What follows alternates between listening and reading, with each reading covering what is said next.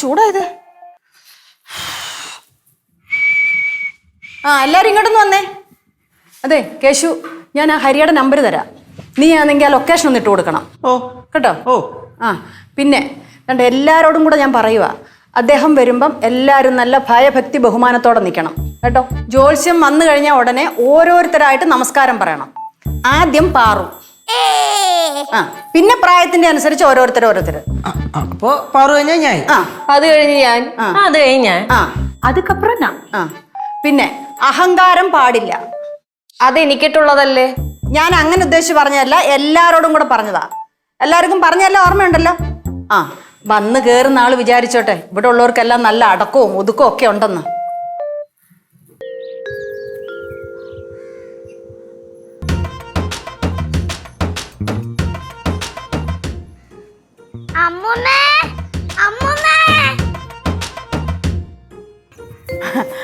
മോനെ ഹരി, ചേച്ചി വിശേഷങ്ങൾ? സുഖാണോ?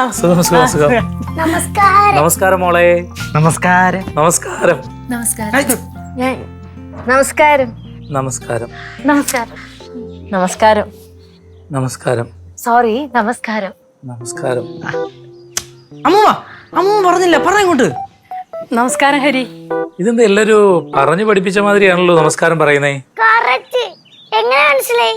ഒരു ത്രികാലജ്ഞാനിയുണ്ട്. ത്രികാലജ്ഞാനിയാ? ഇതൊക്കെ ആരാണ് മോളെ പഠിപ്പിച്ചു തന്നെ മോളെ? ഇത് അച്ഛനെ എല്ലാരും പറയുന്ന വാക്കാം. ഓഹോ, എന്നാ ആ വാക്കിന്റെ അർത്ഥം ഒന്ന് പറഞ്ഞേ. ഇപ്പൊ നടക്കാൻ പോകുന്നതും നടന്നു കഴിഞ്ഞതും ഇപ്പൊ നടക്കുന്നതും പറയുന്ന ആള്. മിടുക്കിയാണല്ലോ. ഇനി വന്നേ. എന്താ മോളുടെ പേര്? എന്റെ പേര് പാർവതി ബാലേന്ദ്രൻ തമ്പി. ഹരിക്ക് മനസ്സിലായില്ലല്ലോ? ഇല്ല. നീലുവിന്റെ മോളാ, കണ്ടിട്ടില്ലല്ലോ അവളെ? ഇല്ലില്ല, ഞാൻ ആദ്യമായിട്ട് കാണണേ. ശോഭന ചേച്ചി ഇവളെ നല്ല മിടുക്കിയായിട്ട് മാളും. ഒരുപാട് അറിയപ്പെടുന്ന ഒരാളായി മാറാനുള്ള എല്ലാ യോഗവും ഇവക്കുണ്ട്. കേട്ടാ പറഞ്ഞ കേട്ടാ, ഭാവിയിൽ ഞാൻ ഒരു വലിയ ആളാവുന്നു. മോളെ ഇങ്ങോട്ട് നോക്കിയേ. അങ്കിള് പറഞ്ഞുകൊണ്ട് മാത്രം അങ്ങനെ വലിയ ആളാവത്തില്ല.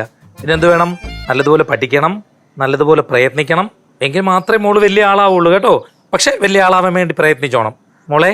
പിന്നെ ഈ ത്രികാലജ്ഞാനിയായിട്ടൊക്കെ ഇരിക്കാൻ മനുഷ്യന് പറ്റില്ല. അതൊക്കെ സർവേശ്വരന് മാത്രമേ കാലമൊക്കെ ഗണിക്കാൻ പറ്റുള്ളൂ കേട്ടോ. മോനെ, കുടുംബമൊക്കെ സുഖമായിട്ടിരിക്കുന്നേ? ആ സുഖമായിട്ടിരിക്കുന്ന ചേച്ചി. പിന്നെ അറിയാലോ, എല്ലാ വീട്ടിലും ഉള്ളതുപോലെ തട്ടലും മുട്ടലും എല്ലാ വീടുകളിലും ഉണ്ട്. അതൊക്കെ നമ്മുടെ വീട്ടിലും ഉണ്ടാവും.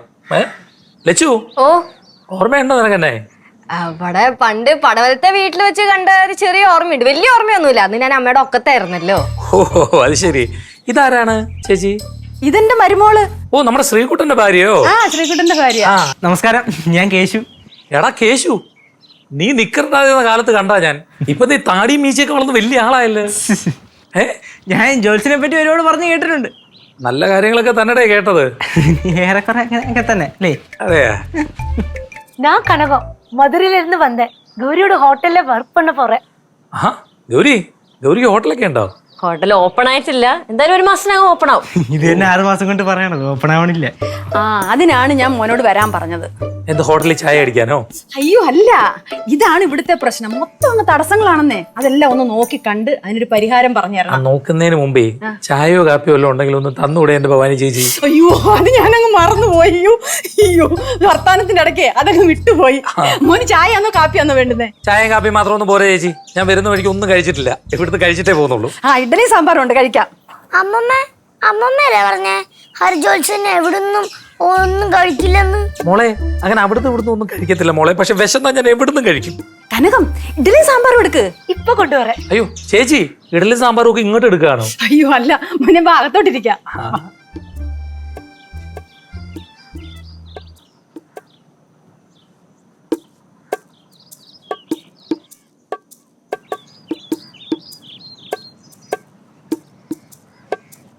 മോനെ, എന്തെങ്കിലും പ്രശ്നമുണ്ടോ?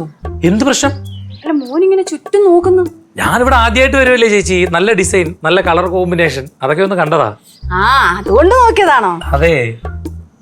പേടിക്കണ്ട, ഡിസൈൻ നോക്കിയതാ. എന്നാ വന്ന വാ.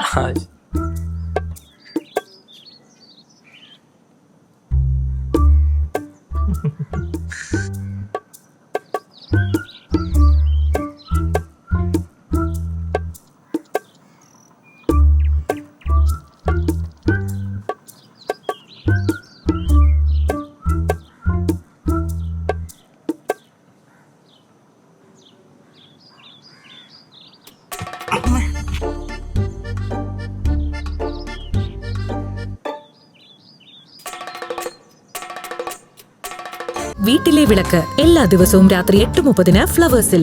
മഹാലക്ഷ്മി എല്ലാ ദിവസവും രാത്രി 9 മണിക്ക് ഫ്ലവേഴ്സിൽ.